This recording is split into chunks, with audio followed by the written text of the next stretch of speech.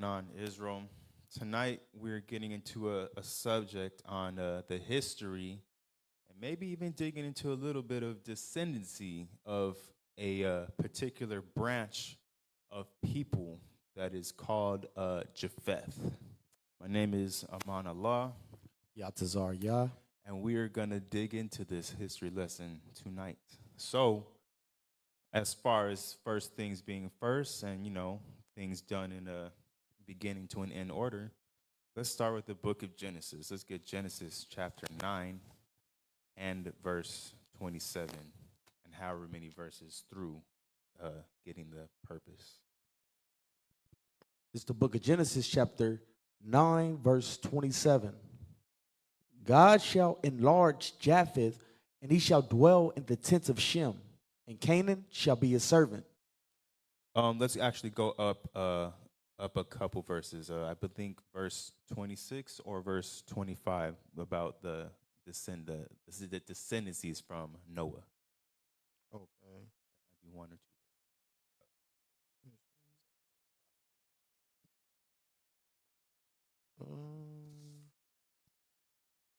You want to go to Is that where it talks about all of his sons? Let me go there look for you. probably 19. Genesis. Let me go there really quick, everybody. Yeah, excuse me. Genesis chapter 10 and verse 1 through 5. Con. This is the book of Genesis, chapter 10, verse 1. Now, these are the generations of the sons of Noah. So you guys have to know what was going on prior to this. Noah was the last surviving man that survived from the pre-ancient world at that time. The Most High Yahweh, he commanded Noah to get into an ark, or to build an ark rather, and to take two of every clean beast, and then for the unclean beast, I believe it may have been a number more than two, but the Most High instructed Noah to collect every animal that was existing on the earth that dwelt on the land at that time and put them on that ark, so that the 40 days of rain, which covered the earth, which was more than rain actually, was rain and the fountains of the deep, which are basically springs within the ocean and in different parts of the land that came up and was able to flood the world. So after that happened, Noah had three sons, and this particular son is the son that we're going to dig into today. Read that again from verse 1. Yeah. Verse 1. This book of Genesis, chapter 10, verse 1. Now, these are the generations of the sons of Noah, Shem, Ham, and Japheth. And unto them were sons born after the flood. The sons of Japheth, Gomer, and Magog, and Madai, and Javan, and Tabal, and Meshech, and Tyrus. And the sons of Gomer, Ashkenaz, and Riphath, and Togarma. And the sons of Javan, Elijah, and Tarish, and Kittim, and Dodanim. Okay, right there is fine right now. God. So this is Japheth, the one of the three sons of Noah, and these are all of his sons and some of his sons' sons as well. Throughout the scriptures, when we deal with Israel, dwelling where we were at, which was by the Mediterranean, the eastern part of the Mediterranean, in the scriptures, you're going to find that there's not too many instances where we have dealings with the sons of Japheth, the descendants of Japheth. And that leads to a lot of, open-ended thoughts and ideas as far as us waking up to our nationality and dealing with like who all these other people in the world are, trying to put a scripture, a biblical label on who they are. Japheth is probably, I would say, in the Israelite community, the knowledge that's being brought up forth right now, is Japheth is probably the one least focused and maybe least known about. But most high willing, we're going to get into that today, because we do know with some sources who some of these sons are, and a general area of where these children of Japheth dwelt at. If we can get to the PowerPoint real quick.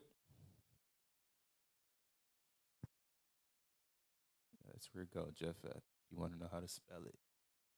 All right, so right here is a map. This is actually a famous map. It's called the Table of Nations, and it's pretty smart to say that it was constructed by Bible scholars that did extensive research, biblical research on places and lands, and of course peoples as well too. And they placed with this particular map with the Table of Nations where the first peoples, descendants of Noah's sons, Shem, Ham, and Japheth, where they dwelled at around, I would say, 3000 BC, maybe even a little bit before, till after and even up to this day. One of those sources, which we will get into a little bit later tonight, is for sure a man by the name of Josephus. Josephus was an Israelite that was taken into Roman captivity, allowed to live a somewhat of a, I don't want to say comfortable, but a servant life as a scholar, but under Jewish rule and authority. But he still kept his Israelite ancestry and ideology with him, and he was able to collect a lot of world history sources from the Romans and everywhere else that they were conquering at that time, and putting together a more elaborate and detailed, as far as geography goes, um, expansion of what we have of the scriptures today. One of those books is called Antiquities of the Jews. But dealing now in the red, we see that Japheth, according to this Table of Nations map creators of collections, that Japheth dwells in these upper areas that are above the, I believe they call this today the Arabian Peninsula, which goes into the Arabian Sea, which goes further into the Red Sea and stuff like that. Japheth occupies generally Europe, this eastern part right here, on the far right of the map, which is closer to India. You can't really see India on this map though, and as well as the northern part above the yellow, which is around Asia Minor. And Asia Minor is something that's dealt with a lot in the New Testament, where where Paul was doing his works. Galatia, the Galatians, the Galatian territory was a formerly and still to this day a Japhetic territory in Asia Minor, where Rome was, Rome and Greece were doing their thing, conquering. But yes, this is a general idea of where Japheth, his land allotment, was at. Now, if we can get into, if we get actually, the map even too has some of the children's names on there, and we can probably even bring out some modern day representations of where those are. One of the most famous is Tarshish, which you can see on the further left-hand side, where you see those islands and the peninsula. That peninsula actually is that is the Greek. Yeah, that is the Greek peninsula. So that's kind of where that is where the foundation of the Greek civilization came out of, right there. And you see Tarshish as the name. And if we could actually read in Genesis 10 and 5, that verse that we didn't finish. It's the book of Genesis, chapter 10, verse 5. By these were the isles of the Gentiles divided in their lands, every one after his tongue, after their families and their nations.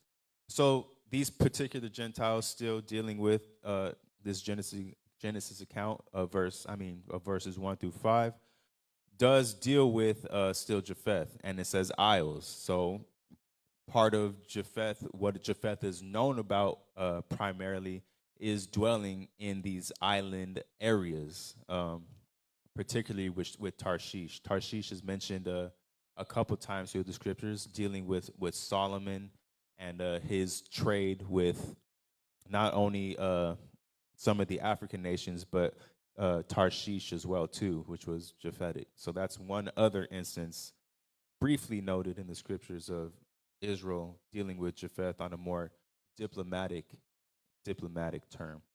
But still staying in on that, we can go to the next slide. All right, so Manoans.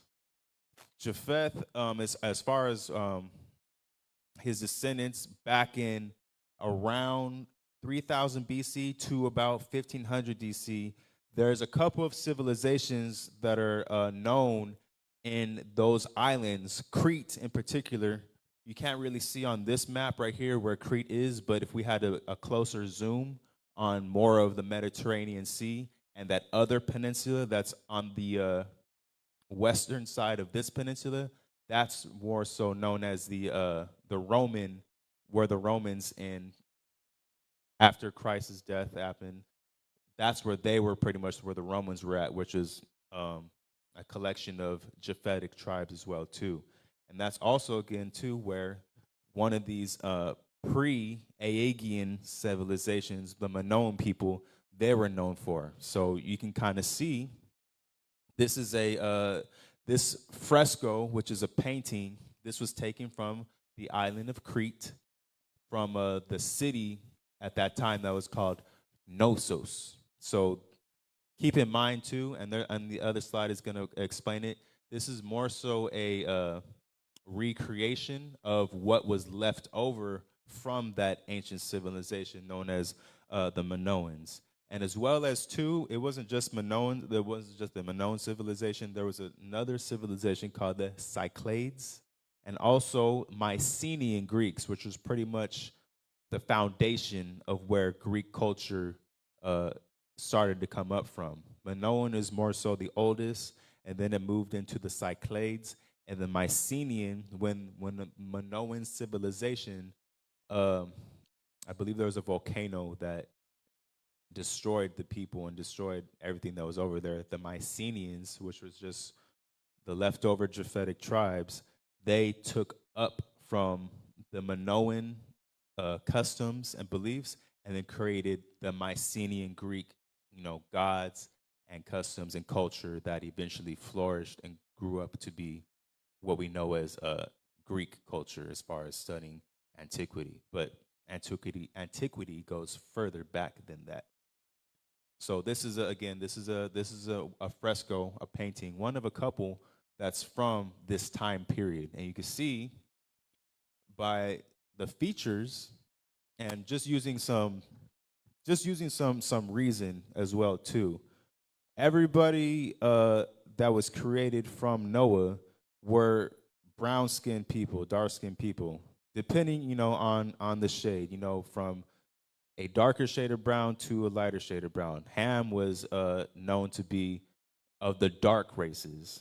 This image we see of Japheth, is dark as well too, and not whitewashed like what white people and Esau does. He likes to go into every culture really and insert himself in and take over, become ruler, and then whitewash or destroy the identity of that culture's images. And actually, we can actually pull that up right now in the book of First Maccabees, and I'm gonna find it for you.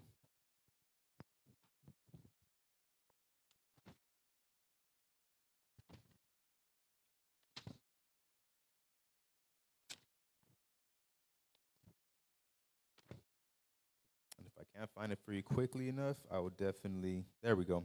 First Maccabees, chapter 3 and verse 48, just to explain the points.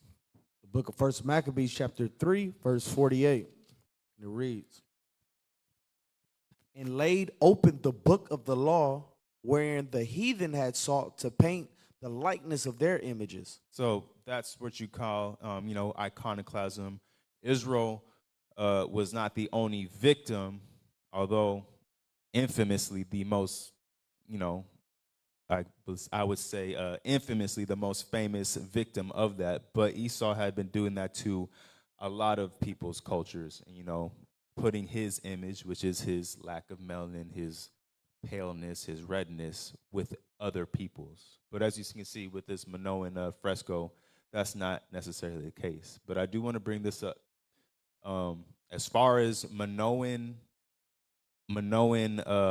history, well, art history, I guess we could say, goes, there has been some restorations, and some of the pictures that I have seen, there are actually depictions with these restorations, people that are pale skin as well as on a darker skin too. So these restorations came, as it says right here, in the 15th century. So we don't have too much of a visual representation of the Minoans in themselves because of knowing that these the frescoes that exist there have been restored. So that's just something to have in mind as far as considering the actual image of what the people, these Japhetic people, look like. So that's just something to keep in mind. Um, Yeah, so that's dealing with the Aegean civilizations. Minoan, when you look up, if you look up on your own and do your research, the Minoans for sure is going to come up when you look into Japhetic people. If you use your reasoning, being like, okay, Japheth lived in Europe, those are one of the first ones that you're going to get into. And we have some more to go to. Now, the Mede and the Persian Empire. This is probably the most extensive contact in the scriptures that were given of Israel dealing with Japhetic descendants, because these Medes are actually the descendants of Japheth. And if we look on this map right here, pretty much as it says right there, Persia in the little gray or the little brown gray part by the Persian Gulf, that's originally where the Persians existed before the Persians and the Medes combined to become one empire, which encompassed all these different colored areas from Egypt, Lydia, Neo-Babylonia, and what is currently seen as Media right there. So the Persian and Mede Empire was a combination of all of that, but the Persians were generally around there, and Media was generally around where the name is actually pointed right there as well too, and their extent and power going all in the same color. So these Medias are actually descendants of Japheth, and we can see that in a name study in verse Genesis 10 and verse 2. Read that real quick. Genesis verse 10 and 2. The sons of Japheth, Gomer, Magog, and Madai. That one right there, Madai. That is the same correlation between the Medea and Madai. Um, as time, generally, as time kind of goes forward and people start dealing with other peoples and stuff like that, you develop what's called a dialect, which is a slight tweak or a slight change in your language, whether it's written or spoken, that's not too far off from the root in the original, but it has a flavor and has a twist to it. You can see that no different than I like to say, people that speak Spanish over here in California or Southern California more so, in comparison to over in New York, coming from people that speak Spanish, that are Puerto Rican, and people that speak Spanish that come from Mexico. It's different. There's words that are not exactly always the same, and just even how it sounds and how it's spoken tends to be a little bit different. It's no different with Madai and Medea. Um, I want to get something for you to read real quick too. As we go through this, we'll probably read this a couple times over, but we're going to actually get a Josephus account from his book Antiquities of the Jews, just to confirm that I'm not making word study stuff up by myself. This is also a credited source as far as a man that for sure put in his work and research and studying. So this is going to come from The Antiquities of the Jews by Josephus. And I'm gonna have you read. I'm gonna have you read where it says verse 124, and we're gonna hopefully go back and forth through this because Josephus, for sure, is a primary historical source for anybody that wants to know, world history and maybe even just a little bit more details of the scriptures themselves. So this is 124. Yeah. Now as to Javan and Madai, the sons of Japheth, from Madai came the Medines, who are called Medes by the Greeks. But from Javan, Lonia, and all of the Grecians are derived. Dobel, That's fine. gone. Yeah, so right there, Josephus, he breaks it down for you. He said, now as to Javan and Madai, right out the Genesis 10 account, comes the Medes. So we know for a surety, through word study and through Josephus alone, that these Medes right here were an interaction that we had when you read through the book of Esther. Israel was dealing with Japheth. More so, still in captivity at this time during the Persian and Mede captivity that we were in, but probably the best captivity that we were in. Not that captivity is nothing that you want to be in, but it was in this particular captivity that Cyrus, who I don't believe actually is Japheth because he's from Persia, and we'd have to get another lesson going on descendants of Shem, but I believe that the Persians descend from a Shemitic line and not Japhetic. So that Shemitic Persian was actually the king of the Persians and the Medes. But in that whole captivity, they actually had the leniency and the Most High and knowledge of the Most High in their corrupted way to allow us to rebuild our temple at that time, because the previous captivity with the Babylonians they had sacked the temple. They completely destroyed it and took us away out of our cities and made us live with them. That wasn't so much the case with this captivity. We had some license of a degree of freedom under Cyrus, but that was an instance with these Medes. Okay.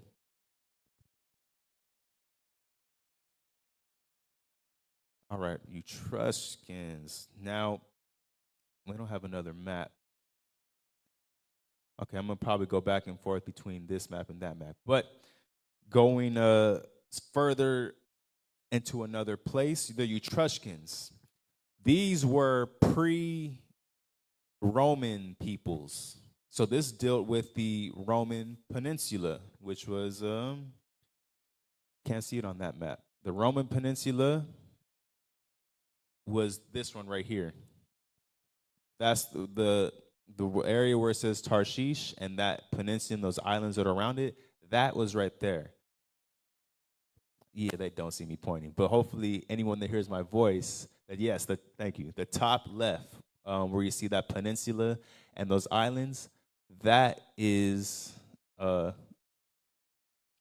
not Greece, that's where the Romans were. I believe, I take that back. That's actually Greece. I'm sorry. The Roman Peninsula is further east. It's further west. I'm sorry. You can't see it, but on that other peninsula, that's where these people, the Etruscans, existed at.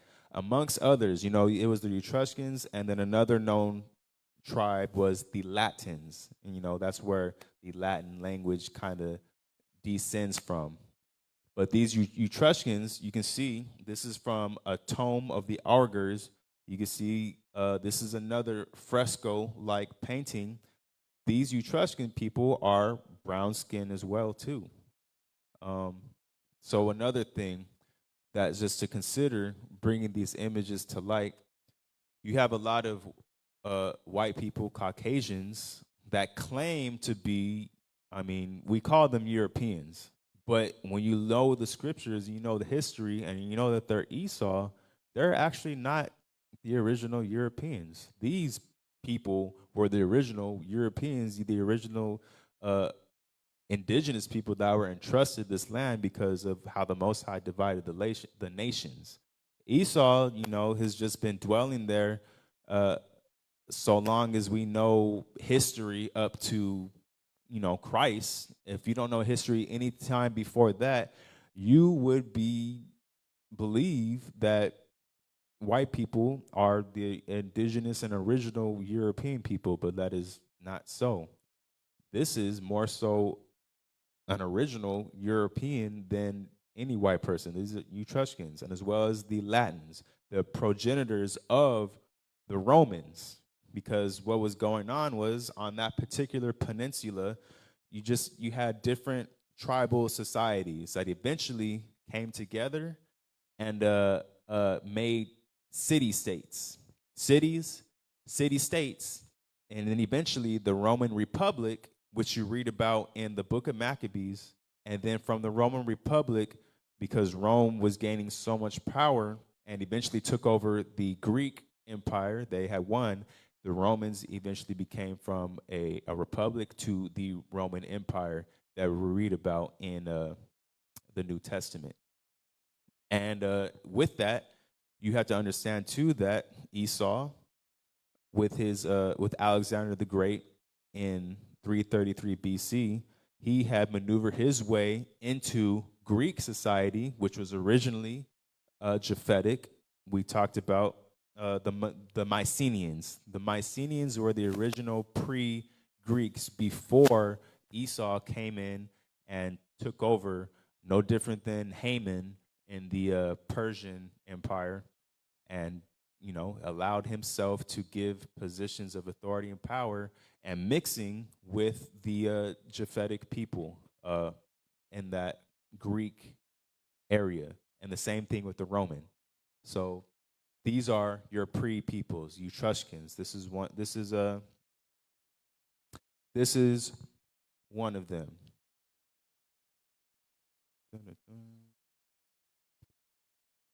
All right, so now we're gonna have to go in a little bit further in time because we have some more information as far as more people. I don't have a map necessarily, but we'll go back to this one. So along with the Romans and the original Greeks before Esau mixed them in, with the land allotment that we see here, Europe, obviously, between Western Europe, Asia Minor, and even getting closer to India, which would be known as the Indo-Aryans, there was more for for Japheth to be allotted as far as all of those sons. Unfortunately, we don't know every single last one of those songs. I don't, but we have a general idea of where they were, and we have Josephus's account too. Matter of fact, let's read the rest of that of Josephus. You can start, and I'll break down as much as I can from the top. So yeah, Josephus is going to give you a more modern breakdown of the land territories than the Genesis 10 account right now, and I'm gonna explain it as we go. Now they were the grandchildren of Noah, in honor of whom names were imposed on the nations by those that first seized upon them. Japheth, the son of Noah, had 7 sons. They inhabited so that beginning at the mountains of Tyrus and Amnus, they proceeded along Asia as far as the river Tanius and along Europe to Cadiz, and settling themselves on the lands which they light upon, which none had inhabited before. They called the nations by their own names. For Gomer founded those whom the Greeks now call Galatians. So we heard about that already. There's the book of Galatians in the New Testament. That was their original territory. Keep going. But were then called Gomerites. Magog founded those that from him were named Magogites, but who are by the Greeks called what is that? Scythians. Oh, Scythians, Yeah, yes. Scythians. Pause right there. Okay, so yeah, if you do your research on Scythians, which they say come from Gomer or Magog, Magog. Magog is definitely a name that you want to pay attention to because there's prophecies that deal with Magog in Revelations for sure, but also as well as one of the other three big prophets, Isaiah, Jeremiah, and Ezekiel. I believe it's Ezekiel though. Ezekiel and Revelations deal with Magog pretty prophetically and apocalyptically. So it's important to know then where, as Josephus is stating, where this Magog is. Josephus is saying Magog had been known at that time, which is during the Roman Empire, as the Scythians.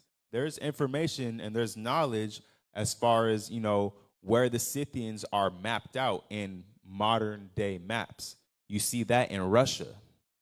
So you got to put those two things together. Magog, as the Scythians, occupied the southern part of Russia.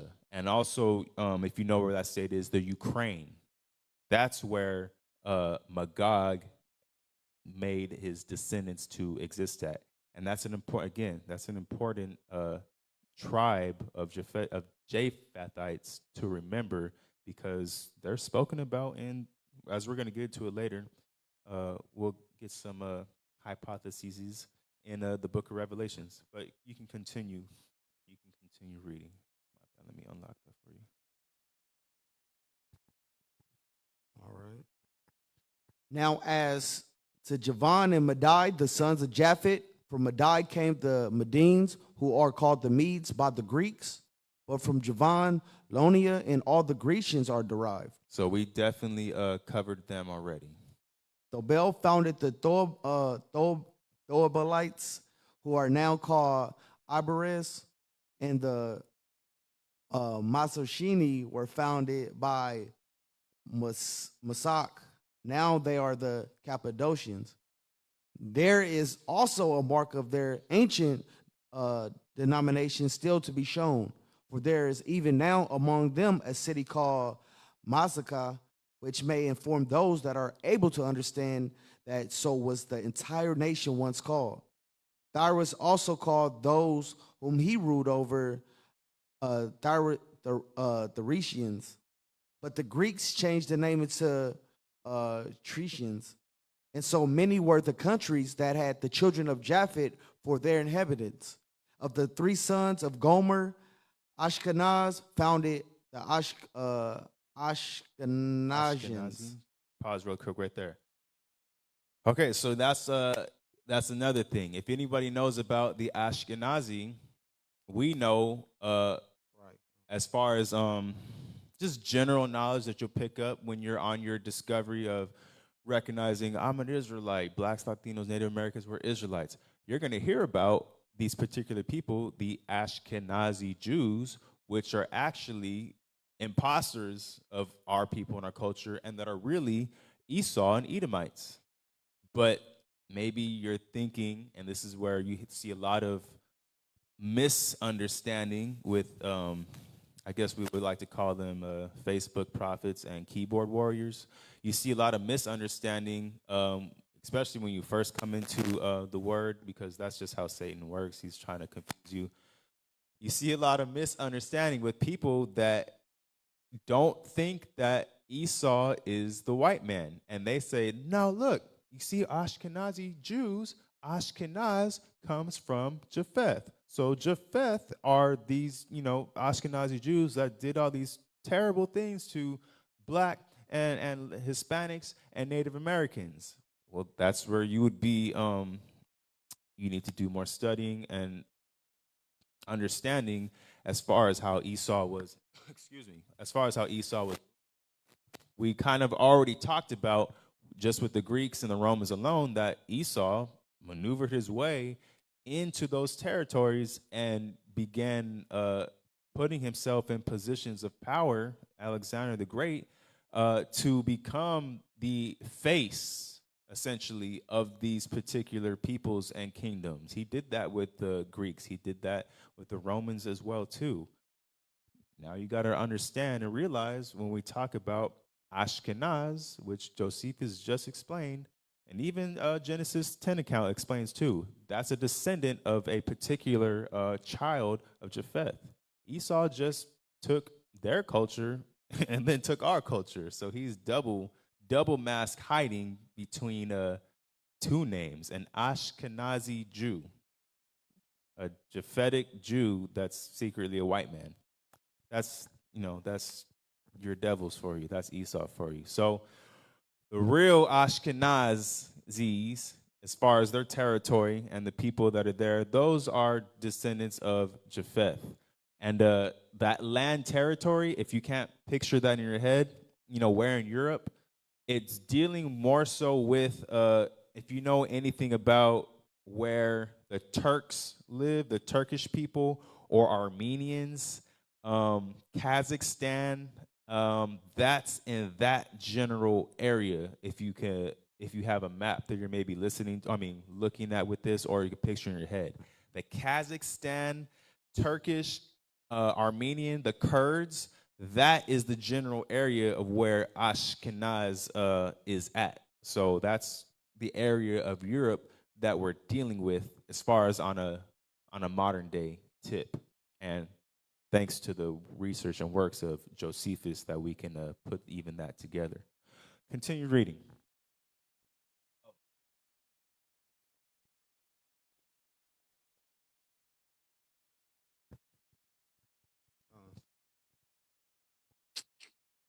It says, so did Japheth found the Rephans, now called Paphlagians. Salakia, I am butchering these names. It's okay, just And hold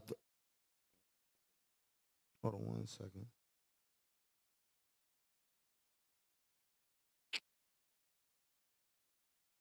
Okay, and Thrugrama, the Thrugramians, who, as the Greeks resolved, were named Phrygians.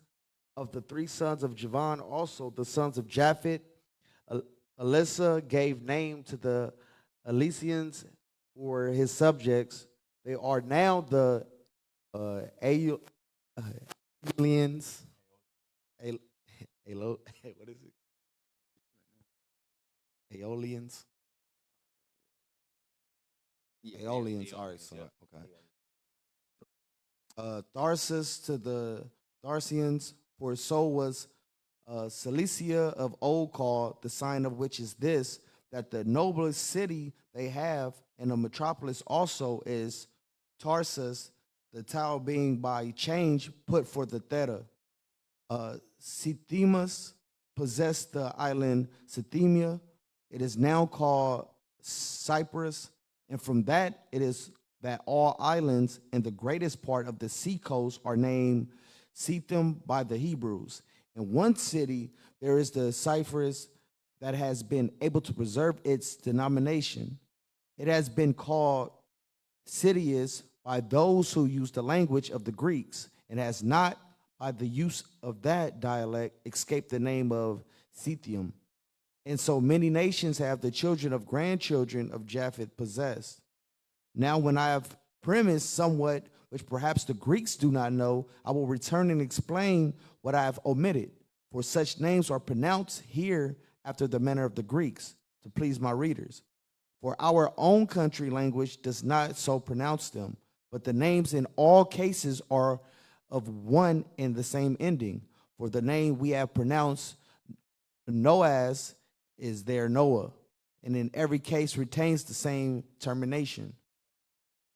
So yeah, that's just Josephus at that ending last part, talking about, him being a Hebrew, an Israelite, just the translation and transliteration of, the Greek language to the Hebrew language knowledge of, in this particular account, the descendants of Japheth. So he listed, there was a lot listed in there that I didn't even break down. And that's all generally dealing from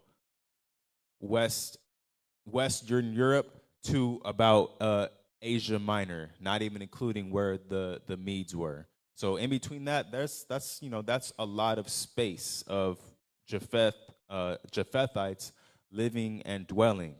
Some of that I want to what I want to get to on the slide. Yeah, some of that I want to get to on the slide just to fill in, just so you can have a clearer idea, and of course, going in and doing your own research, and definitely, most high willing, we can come back and expand more so on this lesson. Some of those other peoples, tribes, as far as in a modern day sense, you have what's known as Celtic tribes. People known as the Goths or Visigoths, Vandals, Saxons, Franks, and even the Huns.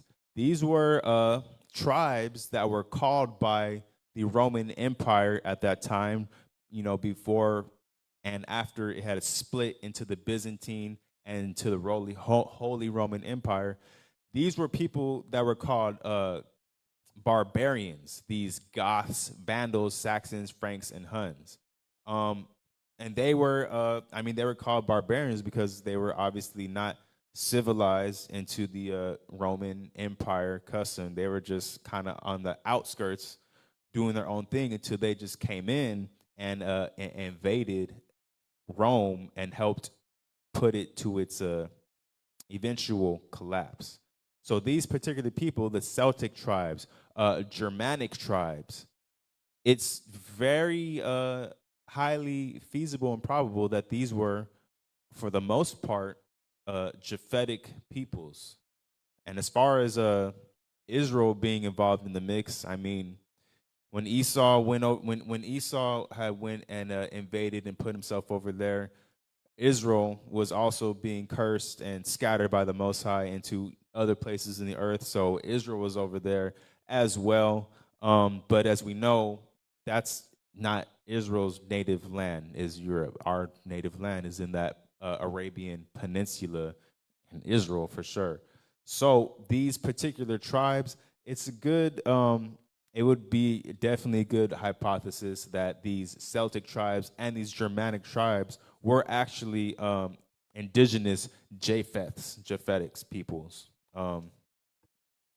Just to kind of bridge in some gap as far as some of the more ancient names dealing with Josephus that he covered during that Roman Empire time that we don't necessarily have foolproof research on for this lesson, but it definitely is researchable. You can definitely get into that. Now, a scripture I want to bring out real quick, just to confirm with the Persians and the Medes, so kind of going a little bit more back in time, back before the Roman Empire, back before the Greek Empire, back to the Persian and Mede Empire.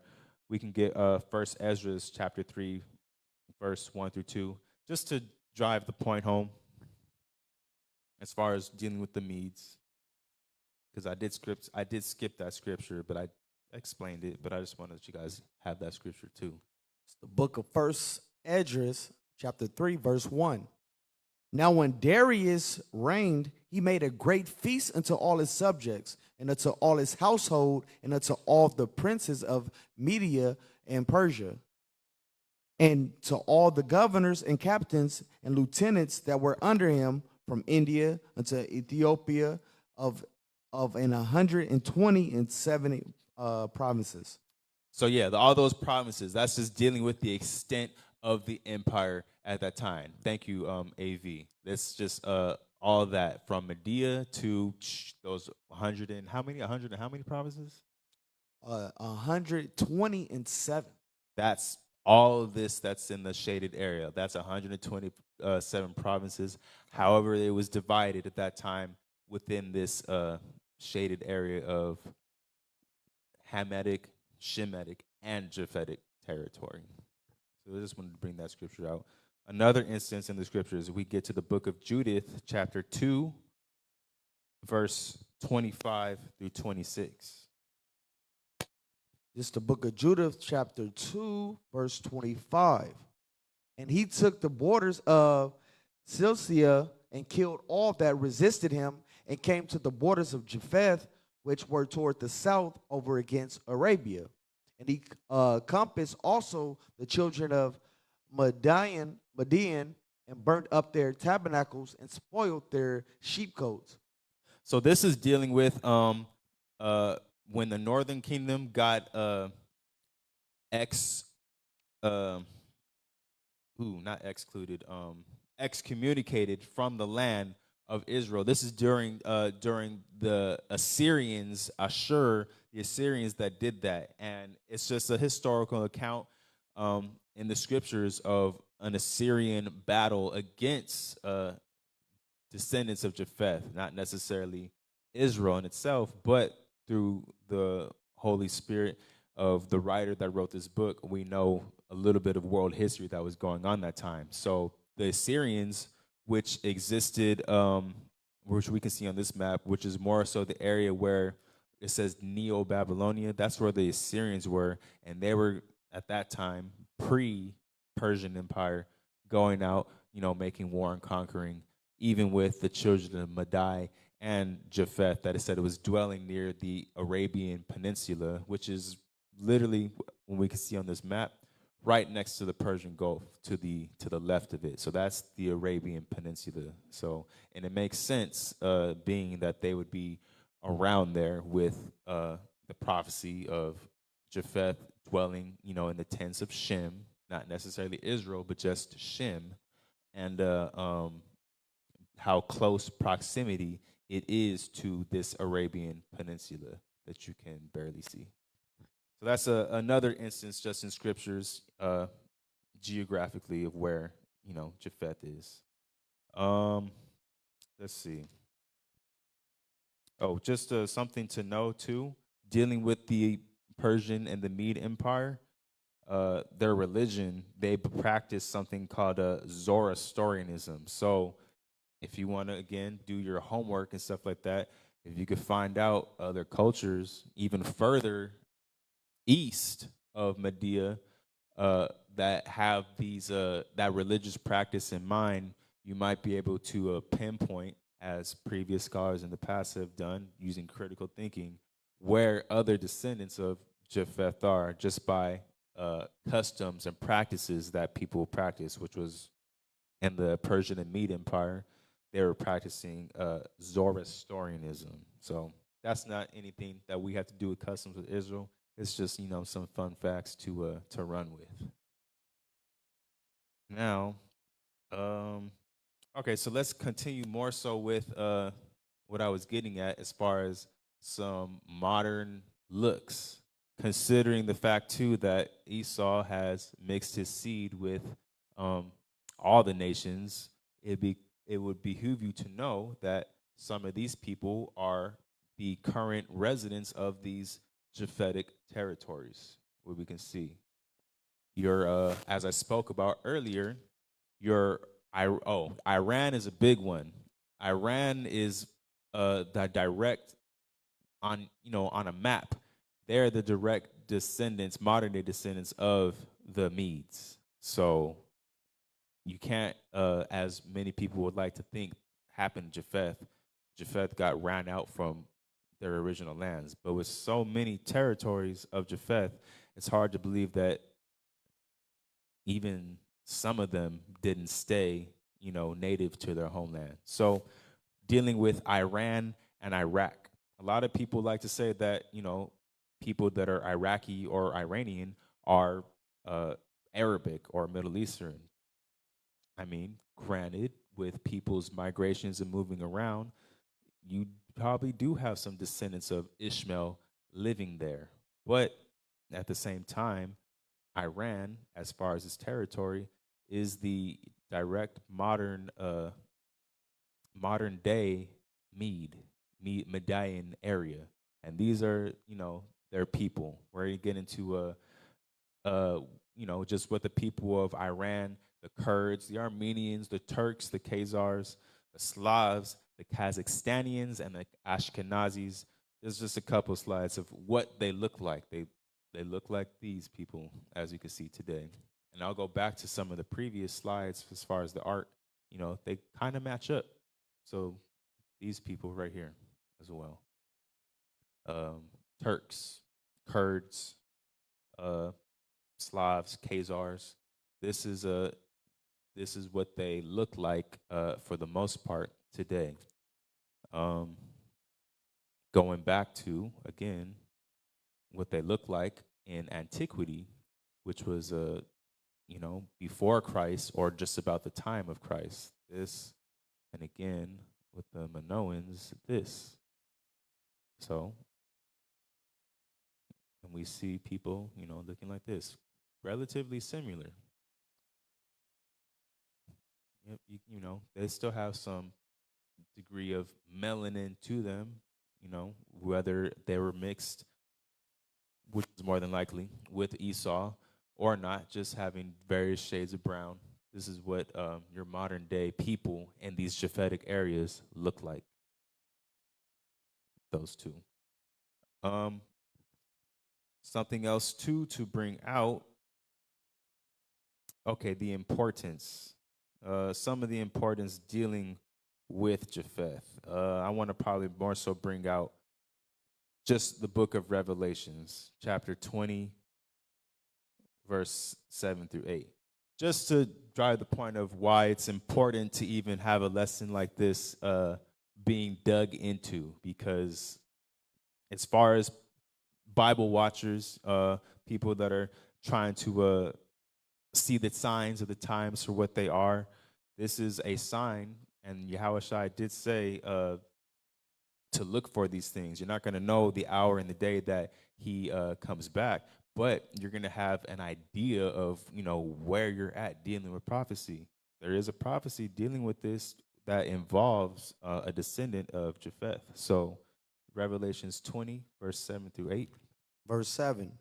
And when the 1,000 years are expired, Satan shall be loosed out of his prison and shall go out to deceive the nations which are in the four quarters of the earth, Gog and Magog, to gather them together to battle, the number of whom is as the sand of the sea.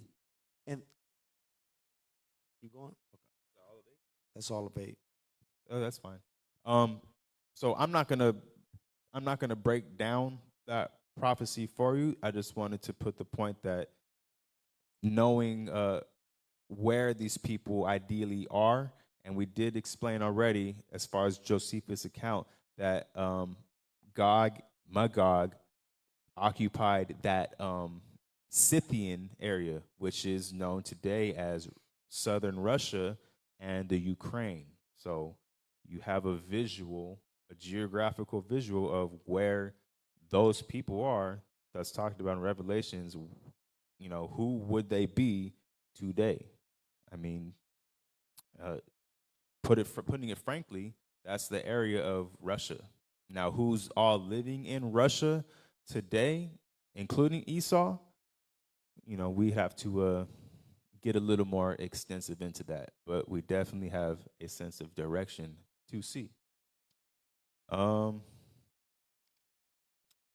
With that, we are pretty much we have a couple things over to go into, coming to a close. Something, just another funny thing, if we can go back to the visuals and stuff like that. If anyone has ever seen, you have no idea about who these people are, whether they're Arabs or not. There's a film, definitely not for kids, but a while back that was called Borat. That's pretty much that's the closest thing as far as film wise that I can give you, that I don't even recommend watching. Just if you know, you know. That is an example of a Japhetic people. I'm sure he kind of. Actually, I'm not sure. I'm not sure what he was trying to express in that movie, but that that is them.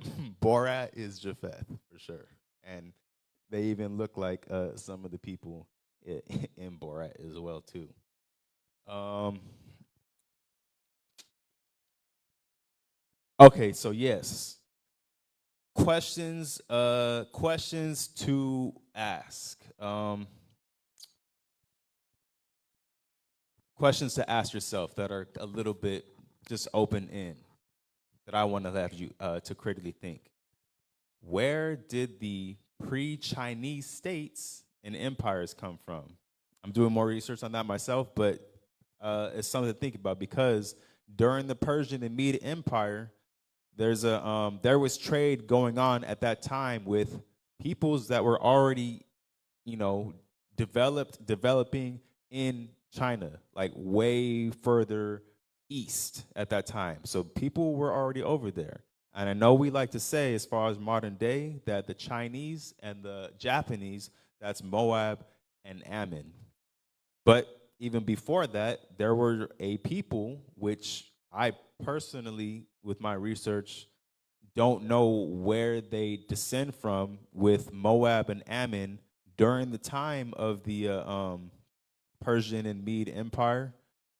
Were still occupied and living in their respective territory that the Most High gave them, and that was over close to by Israel. That's way closer to the Mediterranean Sea rather than way far out by the Indian and the Pacific Ocean, where China and subsequently Japan is over as well too. So just some questions to leave you with. The Silk Road trade, that was something that was going on between the Persian and the Medes with the Chinese. There's a lot of information and articles, artifacts, and archaeology that was going on, and that was all the way as far back as Persian and the Medes, 500 BC, and even before that, when you kind of look into old Chinese history and dynasties, they were doing a little bit more or forming even a little bit before the Persian and Mede Empire before that. So it's just questions, to consider, to think about.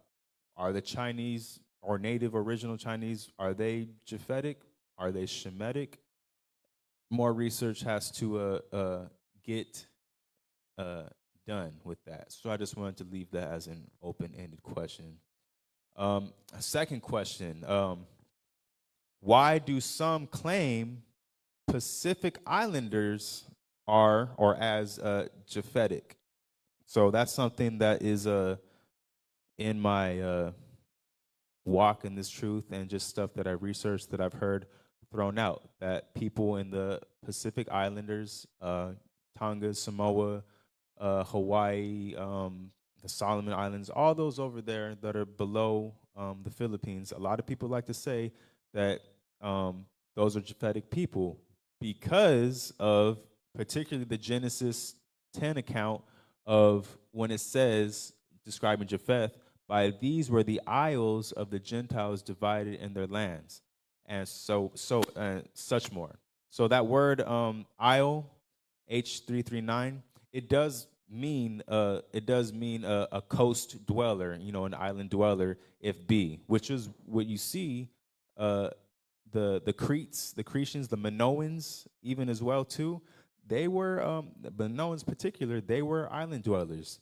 The people that lived on the Roman and the Greek peninsulas, they were coastal dwellers. That's also in the Hebrew definition of that word isles, H339. So it deals with coastal people, island people as well too.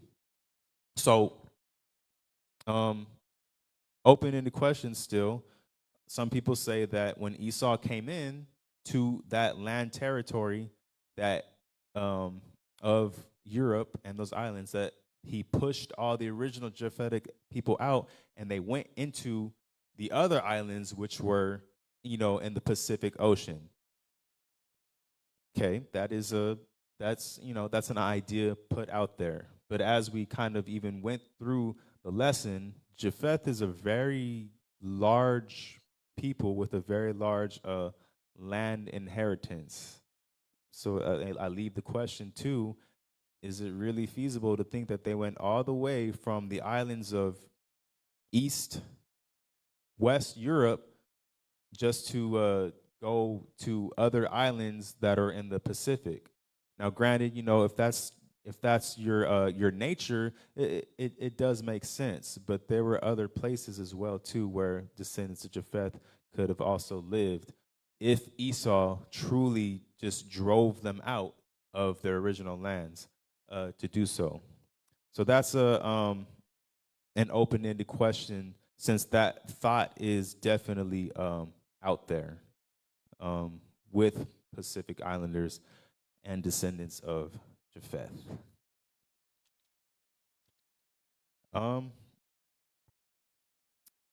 and with that, I'm gonna leave it shoot as that with this lesson. So this is a little bit of a digging that we got into as far as the history of Japheth in the scriptures, in prophecy. There's a couple more, even in prophecy in Jeremiah and Ezekiel. The Ezekiel one deals with the same with Revelations. I just didn't bring them out because it's they're not so much as telltale as and important as the one in Revelations that I brought out. But that's just, Japheth.